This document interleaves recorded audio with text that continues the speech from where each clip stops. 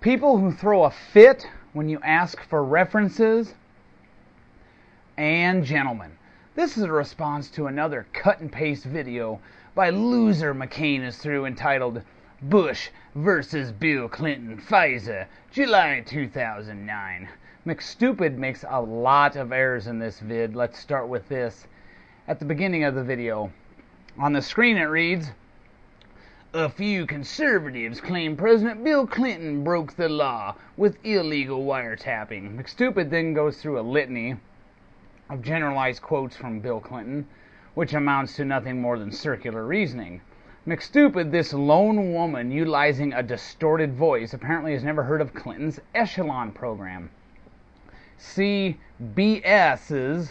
60 Minutes even had a show on this back in 2000. Steve Croft said on that program, quote, "The top secret global surveillance network is called Echelon, and it's run by the National Security Agency and 4 English-speaking allies, Canada, Great Britain, Australia, and New Zealand. The mission is to eavesdrop on enemies of the state, foreign countries, terrorist groups, and drug cartels, but in the process, Echelon's computers capture virtually every electronic conversation around the world," unquote. The ACLU objected to Echelon, quote, "According to a February 27, 2000 AP article, the ACLU had been expressing its concern regarding this program for quite some time. Nevertheless, the ACLU has been requesting congressional hearings on Echelon for nearly a year. In a letter sent to the House Government Reform Committee in April 1999, the ACLU said it is important that Congress investigate to determine if the Echelon program is as sweeping as intrusive as has been reported," end quote.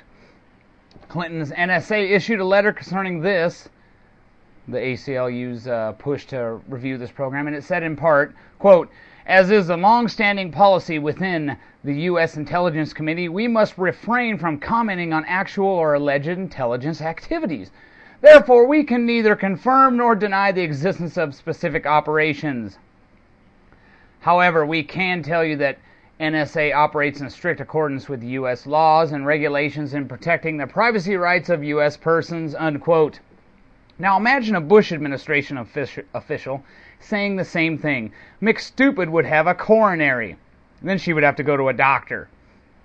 It should also be mentioned that when the Patriot Act was initially implemented, only one Senate Democrat voted against it. Over 3/5 of House Democrats voted for it as well. McStupid also doesn't know that Jamie Gorelick, who she mentioned in the video, testified before the Senate Intelligence Committee on July 14, 1994, saying, quote, "The Department of Justice believes, and the case law supports, that the President has inherent authority to conduct warrantless physical searches for foreign intelligence purposes, and that the President may, as has been done, delegate this authority to the Attorney General," unquote. Whoops.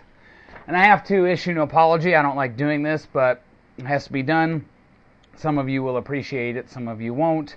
If I was a congressman back in 2001, I would have voted to authorize the Patriot Act, but it was rammed through very quickly, and as I'll go over in the video, you'll see why now, if I go back in time, I would not vote for it. If I had two choices, repeal it or keep it as it is, I would repeal it. Moving on, McStupid put this on the screen at 1 minute 12 seconds. "Who started this wiretapping in the first place?"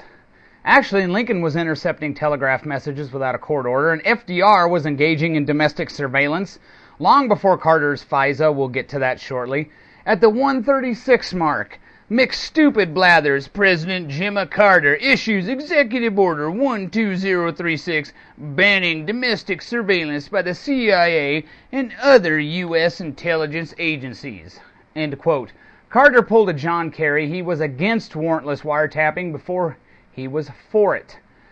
Let me read you a passage from Executive Order 12139, and again I'll have all the links on the bottom of the video, unlike McStupid.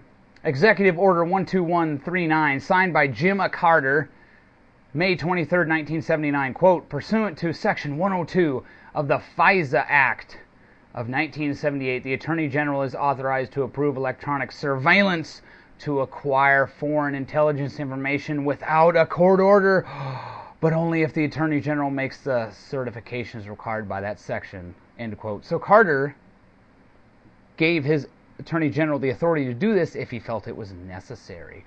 They're going to be encroaching on Americans. McStupid, you probably don't know this Carter-era mess either. Truong Dien Hung, if I'm pronouncing that right, a Vietnamese national living in the U.S., and Ronald Humphrey, a U.S. citizen who worked for the U.S. Information Agency, had appealed their espionage convictions, which resulted from Humphrey passing classified documents to Truong, who sent them to Vietnamese officials in Paris in 1977. Truong's phone was tapped and his apartment was bugged from May 1977 to January 1978, explained the Fourth Circuit's 1980 opinion in United States versus Truong. The telephone interception continued for 268 days, and every conversation, with possibly one exception, was monitored and virtually all were taped. The eavesdropping device was operative for approximately 255 days and it ran continuously. No court authorization was ever sought or obtained for the installation and maintenance of the telephone tap or the bug. The government thus ascertained that Humphrey was providing Truong with the copies of secret documents. Lo and behold, Carter's Justice Department claimed Carter had a constitutional prerogative to conduct this warrantless wiretap. In the area of foreign intelligence, the government contends the president may authorize surveillance without seeking a judicial warrant because of his constitutional prerogatives in the area of foreign affairs, the court explained. Didn't know about that, did you, kiddo? Now let's get to FDR, who battled with Congress to conduct warrantless surveillance during World War II and before. FDR was handed a setback by the SCOTUS in the Nardone versus U.S. case, but still insisted that his Attorney General, Robert Jackson, conduct warrantless surveillance as he thought it was necessary. He wrote in part, quote, "It is too late to do anything about it after sabotage, assassinations, and fifth column activities are completed," end quote. This doesn't pertain to wiretapping, but imagine if Bush did this. It's also been revealed that FDR used the Census Bureau to round up Japanese Americans and put them in internment camps.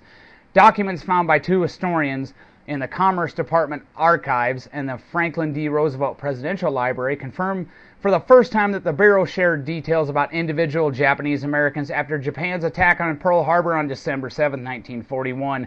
The Census Bureau played a role in the confinement of more than 100,000 Americans of Japanese descent who were rounded up and held in internment camps, many until the war ended in 1945. In 1942, the census turned over general stats about where Japanese Americans lived to the War Department. It was acting legally under the Second War Powers Act, which allowed the sharing of information for national security. This was so volatile and controversial that it went to court, and the SCOTUS ruled 6-3 in favor of the government in Korematsu versus United States. In Executive Order 9066, signed on February 19, 1942 by FDR, that gave the green light for the internment of Japanese Americans. McStupid, I think you're quite uneducated and quite confused concerning the violation of civil rights and the history of warrantless surveillance. The Korematsu decision was overturned in 1983, by the way. And don't forget that Woodrow Wilson was deporting foreign-born radicals during World War I, people who opposed his agenda. We'll continue this in part 2. Have a nice day, and don't thank me now.